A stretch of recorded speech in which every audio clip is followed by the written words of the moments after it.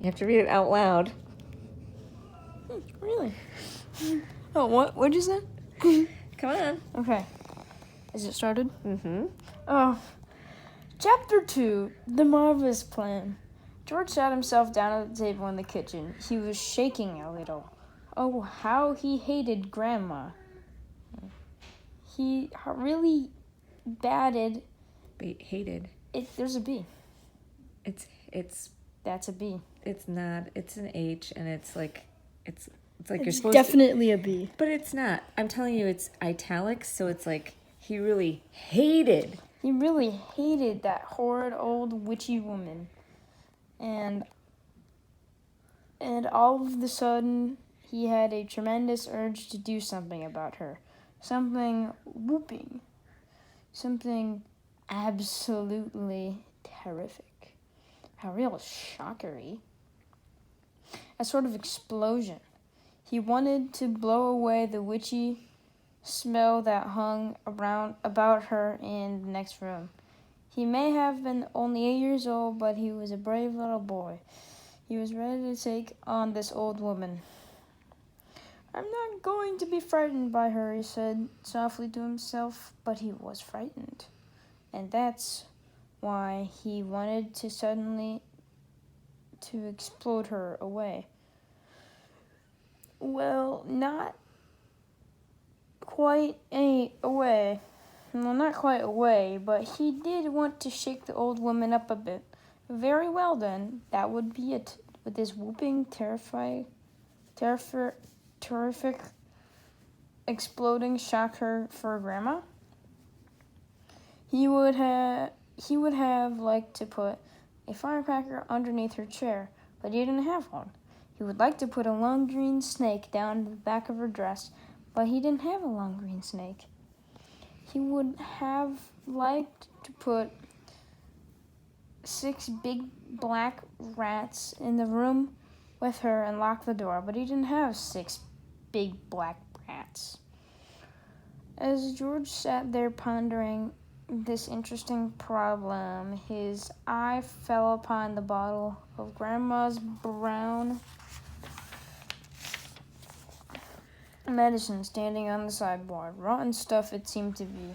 4 times a day, a large spoonful of it was shoveled into her mouth, and it didn't do her the slightest bit of good. She was always just as horrid after as she'd taken it before. She was always just as horrid after it had as she'd been before. The whole point of medicine surely was to make a person better. If it didn't do that, then it was quite useless. So, Subu. So, Thought George suddenly.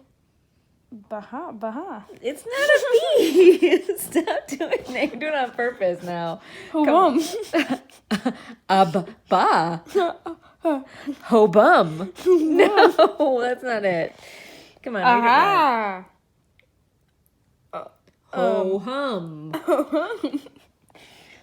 I know exactly what I'll do. I shall make her a new medicine. One is that strong and so fierce it'll fantastic. And so fantastic, it will either cure her completely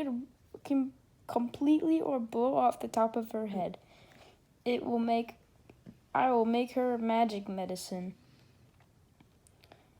A medicine no doctor in the world ever made before. George looked at the kitchen clock. It said 10:05. There was nearly an hour left before Grandma's next dose was at 11. Only an hour left. Grandma's next dose was at 11. Here we go then, cried George, jumping from the table. A magic medicine it shall be. So give me a bug and a jumping flea. Give me 2 snails and lizards of 3. And slimy squiggler from the sea, and a poisonous sting of a bumblebee, and the juice from the fruit of a jujube tree, and 100 other things as well. each with a rather nasty smell. I'll stir them up. I'll boil them long, a mixture strong. And then, hey ho, and down it goes. A nice big spoonful. Hold your nose. Just gulp it down and have no fear. How do you like it, Granny dear? Will she go pop? Will she explode? Will she go flying down the road? Will she go poof in a puff of smoke? Start fizzing like a can of Coke? Who knows? Not I. Let's see. And I'm glad it's not neither you nor me. Oh, Grandma, if you only knew what I've got in store. Yeah.